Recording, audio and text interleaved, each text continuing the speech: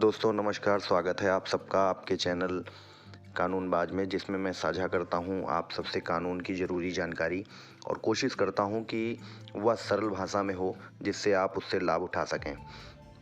दोस्तों आज का विषय भी बहुत महत्वपूर्ण है, इसलिए वीडियो को अंत तक अवश्य देखिए। आज हम बात करेंगे दिल्ली हाई कोर्ट के एक लैंडमार्क जजमेंट की।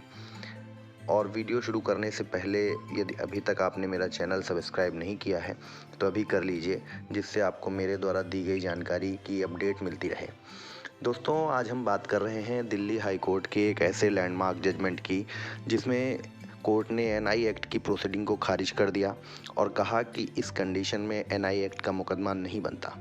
दोस्तों हम बात कर रहे हैं Manmohan Patnaik versus Cisco system के केस की, जिसमें माननीय हाई कोर्ट ने उस पिटीशन के खिलाफ चेक बाउंस केस में स्टे कर दिया और कहा कि आपके खिलाफ केस नहीं बन सकता क्योंकि आप अपराधी नहीं हैं।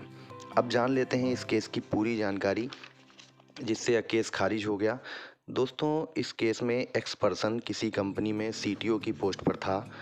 उसी दौरान उसने किसी कंपनी को पोस्ट डेटेड चेक जारी किए। दोस्तों पोस्ट डेटेड चेक का मतलब है कि वह बाद में ही लगे होंगे।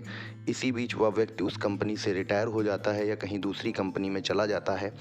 दोस्तों उसके द्वारा साइन चेक जब दूसरी कंपनी द्वारा चेक क्लियरिंग के लिए बैंक भेजे जाते हैं तो वह बाउंस हो जाते हैं।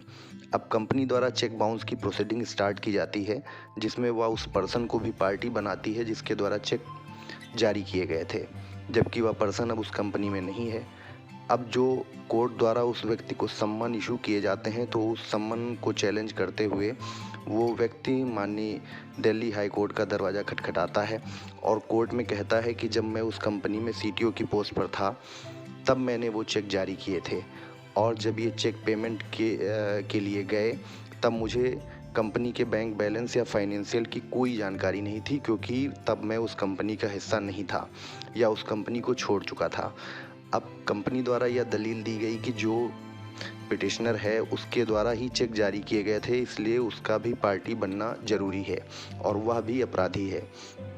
दोस्तों दोनों के आर्गुमेंट सुनने के बाद माननीय हाई कोर्ट ने यह ऑब्जर्व किया कि चेक जारी करने के समय वह व्यक्ति उस कंपनी का हिस्सा था, पर चेक प्रेजेंट करने से लेकर लीगल नोटिस की प्रोसीडिंग के टाइम वह उस कंपनी के किसी भी फाइनेंशियल की जानकारी नहीं रखता था, क्योंकि वह उस कंपनी में नहीं था।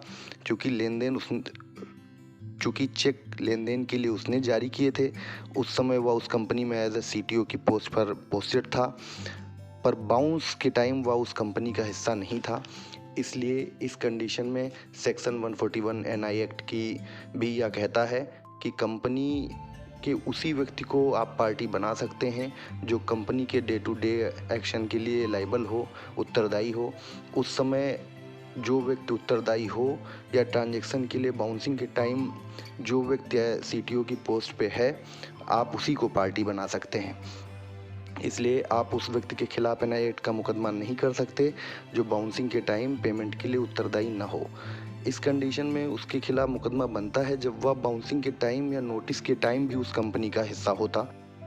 दोस्तों कोर्ट ने कहा कि वह व्यक्ति जिम्मेदार हो सकता था यदि वह बाउंसिंग के टाइम या लीगल नोटिस की प्रोसीडिंग स्टार्ट होने के टाइम भी उस कंपनी का हिस्सा होता और बाद में रिटायर होता। इस कंडीशन में वो पार्टी बन सकता था, लेकिन इस मामले में बिल्कुल स्थिति अलग थी और वो व्यक्ति रिटायर पहले ही हो चुका था जब चेक बाउंसिंग हुई और लीगल नोटिस की प्रोसीडिंग स्टार्ट हुई, तब उस कंपनी का हिस्सा नहीं था। इस कंडीशन में वही व्यक्ति जिम्मेदार है, वही व्यक्ति पार्टी बन सकता है जो उस समय सीटीओ की पोस्ट पे हो और जो कंपनी के फाइनेंशियल देख रहा हो। और यही इसी के साथ दिल्ली हाई कोर्ट ने ये प्रोसीडिंग एनआई एक्ट की उस व्यक्ति के खिलाफ खारिज कर दी। दोस्तों आशा करता हूँ आपको मेरे द्वारा दी गई जानकारी अच्छी लगी होगी। कृपया कमेंट में इसे ज़रूर बताएं और आपके जो भी सुझाव समस्या हो वो भी कमेंट में आप पूछ सकते हैं। मैं कोशिश करूँगा आपको बेहतर सुझाव देने की। धन्यवाद।